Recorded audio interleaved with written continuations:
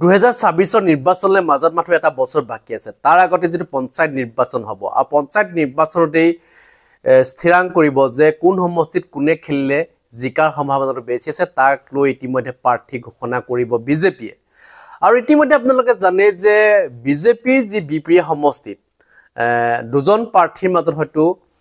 টিকেটক লৈ হয়তো প্ৰতিদ্বন্দ্বিতা হ'ব পাৰে বিশেষকৈ আপোনালোকে জানে যে পূৰ্বৰ যি প্ৰাক্তন বিধায়ক আছিল দেৱানন্দ হাজৰিকা আৰু এতিয়াৰ যিজন বৰ্তমানৰ বিধায়ক হৈছে অমিয় কুমাৰ ভূঞা দুইজন বিধায়কৰ মাজত হয়তো প্ৰতিদ্বন্দ্বিতা হয়তো হ'ব পাৰে টিকেটক লৈ ইতিমধ্যে আপোনালোকে এটা ভিডিঅ' পাব্লিছ হৈছে ছ'চিয়েল মিডিয়াত যিটো ভিডিঅ'য়ে ইতিমধ্যে দুইজনৰ মাজত যে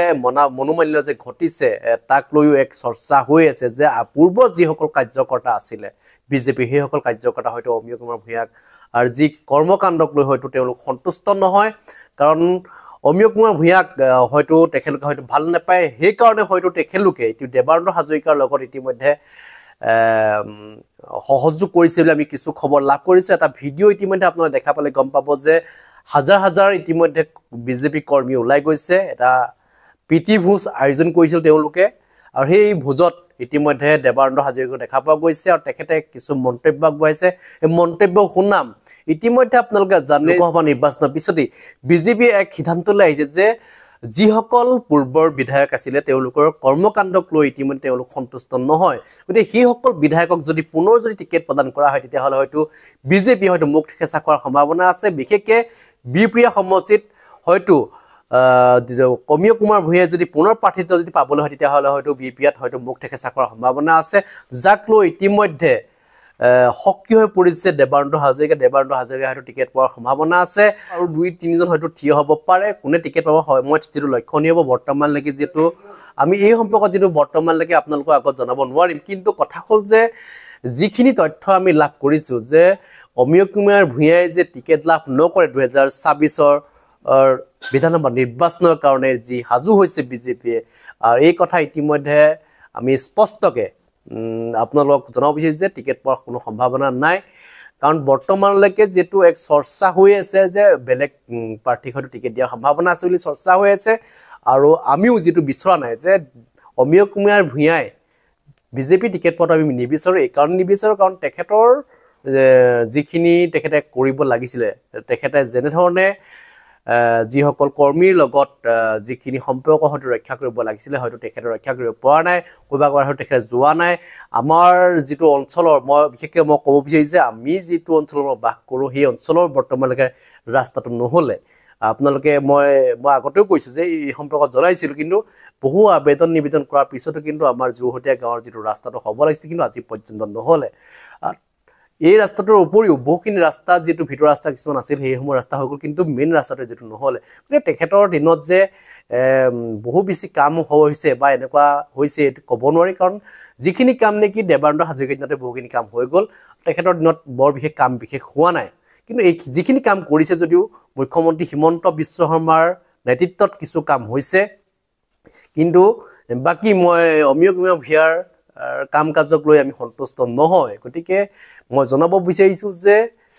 অমিয় কুমাৰ ভূঞা সলনি যদি অন্যান্য প্ৰাৰ্থী যদি টিকেট প্ৰদান কৰা যায় বিপিএ সমষ্টিত হয়তো তেখেত জিকাৰ সম্ভাৱনা থাকিব আজি কি কৈছে দেৱানন্দ হাজৰিকাৰ সেই মন্তব্য আপোনাক শুনাব বিচাৰিছোঁ ৰাজনীতিত এক্সপাইৰীৰ নিৰ্দিষ্ট তাৰিখ নাথাকে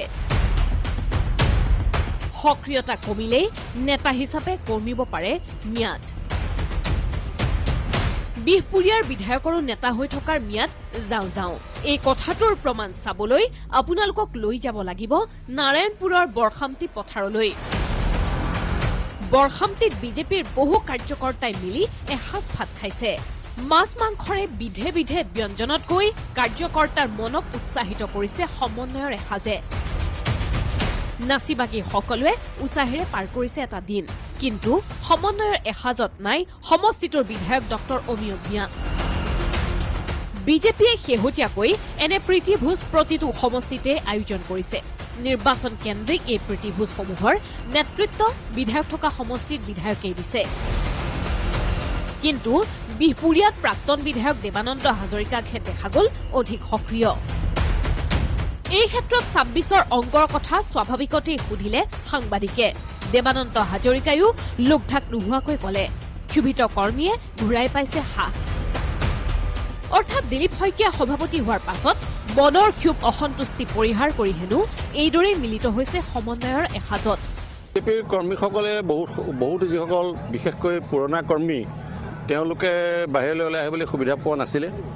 সকলোৰে মনত ক্ষোভ যে আমি ইমান দিনে বিজেপি কৰিছোঁ, একেলগে বহি ক'ৰবাত দুআষাৰ কথা পতাৰো আমাৰ সুবিধা হোৱা নাই। সেইকাৰণে আমাৰ কাৰ্যকৰ্তাসকলে সকলোকে মাতি ইয়াত আজি এটি প্ৰীতিভোজৰ আয়োজন কৰিছে। মই প্ৰতিজন কাৰ্যকৰ্তাক যিসকলে এই কামত জড়িত হৈ কাম কৰিলে তাৰ কাৰণে মই সকলোকে ধন্যবাদ জনাইছোঁ। শেহতীয়াকৈ ডক্টৰ অমিয় ভূঞাৰ কাম কাজক লৈ অসন্তুষ্ট মুখ্যমন্ত্ৰীও। মাজে মাজে মুখ্যমন্ত্ৰীৰ ৰঙা চকুৰ সন্মুখীন হৈছে ডক্টৰ ভূঞা। এনে সময়ত সমন্বয়ৰ এসাজত অমিয় ভূঞাক কিয় মতা নহল সোধা হৈছিল দেৱানন্দ হাজৰিকাক। ক'লে এয়া কাৰ্যকৰ্তাইহে জানিব।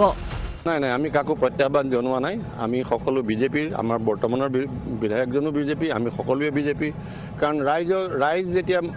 বিজেপি হয় তেতিয়া যিকোনো মানুহে MLA হ'ব পাৰে। নিৰ্বাচন খেলিব নেকি? মই নিৰ্বাচন খেলিবলৈ আশা আছে। তাকে দলে নিৰ্ণয় কৰিব। দলে আমাক টিকেট দিয়ে নিদিয়ে। যোৱাবাৰ যেনেকৈ টিকেট নিদিলে আমি হাঁহি মুখে ৰাইজৰ আগত ওলাই পেলাই আমাৰ কেণ্ডিডেটজনক বিজয়ী কৰিছোঁ, তেনেধৰণে ভাৰতীয় জনতা পাৰ্টীৰ প্ৰতিজন কৰ্মীয়েই প্ৰতিজ্ঞাবদ্ধ যিয়েই টিকেট নাপাওক, ইয়াত বৰ্তমানৰ বিধায়কে হওক বা অন্য কোনোবাই হওক, আমি জয়ী কৰিবৰ কাৰণে সকলোৱে প্ৰতিজ্ঞাবদ্ধ। আজি বিধায়কগৰাকীক নিমন্ত্ৰণ জনোৱা হোৱা নাছিল? মই নাজানো, মই নিজে পতা নাই, কাৰণ এইবোৰ আমাৰ বিজেপি কৰ্মীসকলে পাতিছে। কথাবোৰ স্পষ্ট। ৰাজনীতিৰ অৱশ্যে এয়া নিয়মো। আপুনি অকণমান সুযোগ দিলে আন শক্তিয়ে গা কৰি উঠিবই। কিন্তু 26লৈকে অমিয় ভূঞা আৰু দেৱানন্দ হাজৰিকা কোনে কিমান নিজকে সক্ৰিয় ৰাখে সেয়া ডাঙৰ প্ৰশ্ন।